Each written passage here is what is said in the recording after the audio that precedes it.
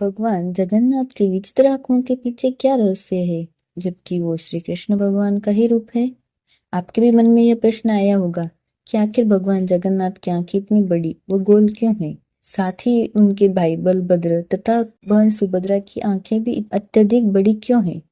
हमने आज तक जितने भी मंदिर देखे हैं तथा भगवान की मूर्तियों को देखा है, सभी में उन्हें मानव शरीर या उनके लिए गए अवतार के अनुसार ही दिखाया गया है।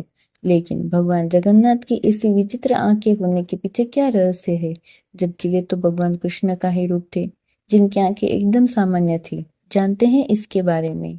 दरअसल इसके बारे में कोई प्रमाणिक तथ्य तो नहीं है, क्योंकि इसे राजा इंद्रद्युम्न के आदेश पर महान शिल्पकार विश्वकर्मा जी ने एक बंद कमरे में बनाया था, तथा इसे कैसे बनाया गया, क्यों इस प्रकार बनाया गया, इसके बारे में कुछ भी लिखित और मौखिक प्रमाण नहीं मिलता है। विश्वकर्मा जी की शर्त थी कि वे एक बंद कमरे में इन मूर्तियों का निर्माण करेंगे तथा इस बीच कोई भी कमरे में न आने पाए।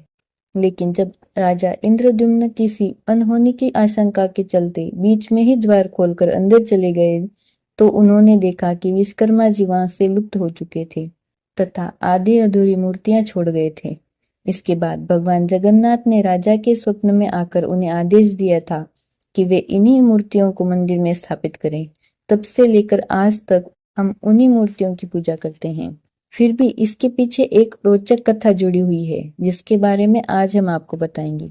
यह बात तब की है जब भगवान श्री कृष्ण द्वारका में रहने लगे थे। तब एक दिन उनसे मिलने वृंदावनवासी नंद बाबा, यशोदा माता और रोहिणी माता आई थी। द्वारिका व वृंदावनवासियों में यही अंतर था कि द्वारकावासी उन्हें अपना ईश्वर तथा राजा मानते थे, जबकि वृंदावनवासी उन्हें अपना प्रेमी मानते थे। एक दिन रोहिणी माता द्वारकावासियों को भगवान श्री कृष्ण के द्वारा वृंदावन में की गई रासलीला, प्रेम प्रसंग इत्यादि की कथा सुना रही थी।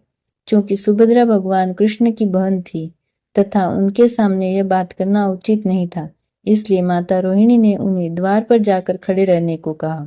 सब वृंदावनवासी तथा द्वारकावासी भगवान कृष्ण की भक्ति तथा उनकी कथाओं में डूबे हुए थे तथा उनकी बहन अकेली द्वार पर उदास खड़ी थी। यह देखकर उनके दोनों बड़े भाई बलराम व कृष्ण भी उनके दाएं व बाएं आकर खड़े हो गए।